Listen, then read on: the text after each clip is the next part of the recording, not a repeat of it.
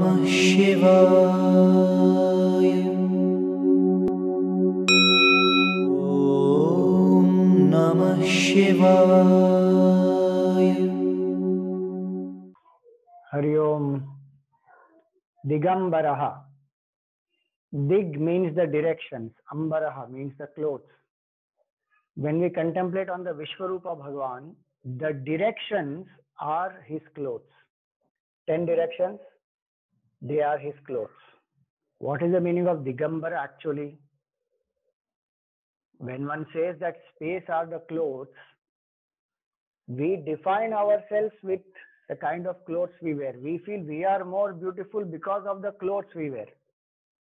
A specific style of jeans we wear, or some t-shirt, or a particular suit, or some special wedding dress. We feel clothes add beauty to us. Without us, the clothes are just garments. If nobody is going to wear them, they have no meaning. We lend beauty to the clothes, glory to the clothes. Digambara means one who does not depend on clothes for one's own identity and feel good factor, and more importantly, one who has risen above body identification. That is the great sadhana that one has done, because identifying oneself with the body, that I am this, is the cause of all our sorrows. This is just an equipment. I am not this, I am that self which is appearing as this entire universe. That knowledge one who has is Digambaraha.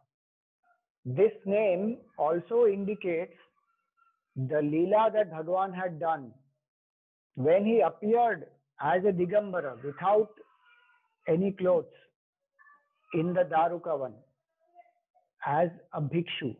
So the Bhikshatana Roop of Bhagavan is indicated by this word Digambaraha. It also means that Bhagavan doesn't wear any clothes except just a tiger skin around his waist or an elephant skin around his waist. So he almost has no clothes.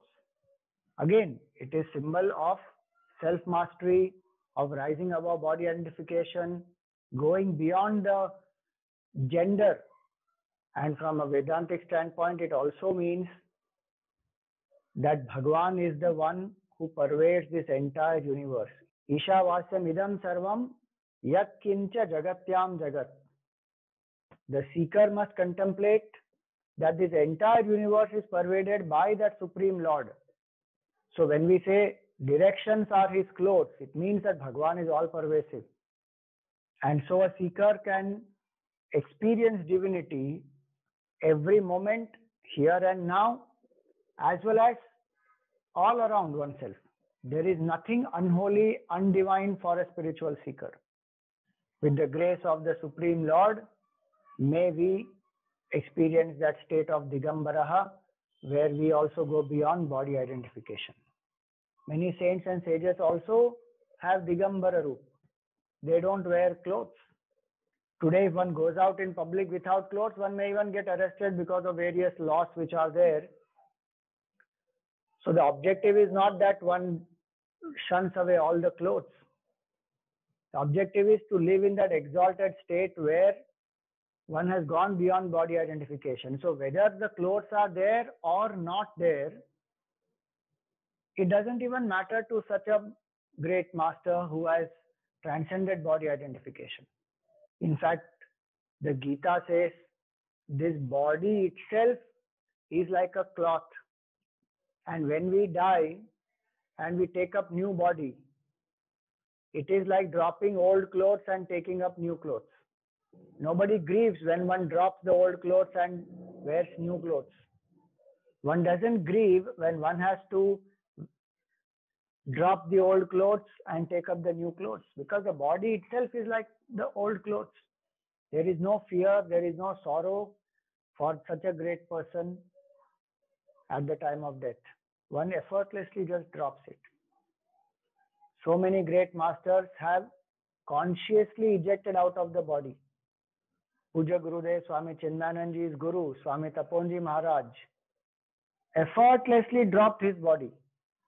He was sick for a few days, and on that morning, when he woke up, early morning, Brahma Muhurat, he got ready and he would meditate. He would face the Gangaji. So he sat down completely erect, and the disciple brought a cup of coffee.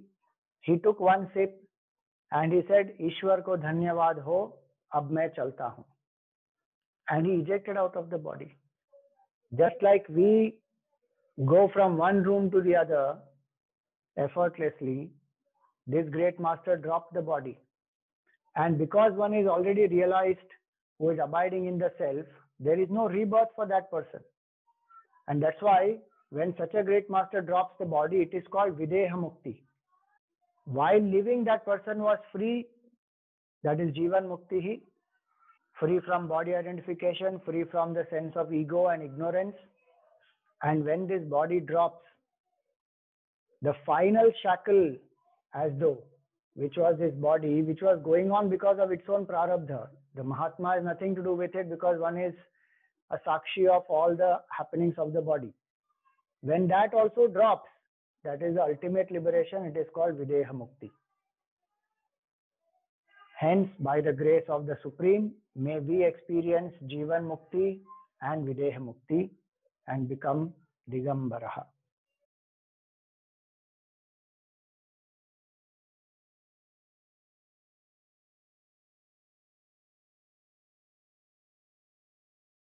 Om Namah Shivaya.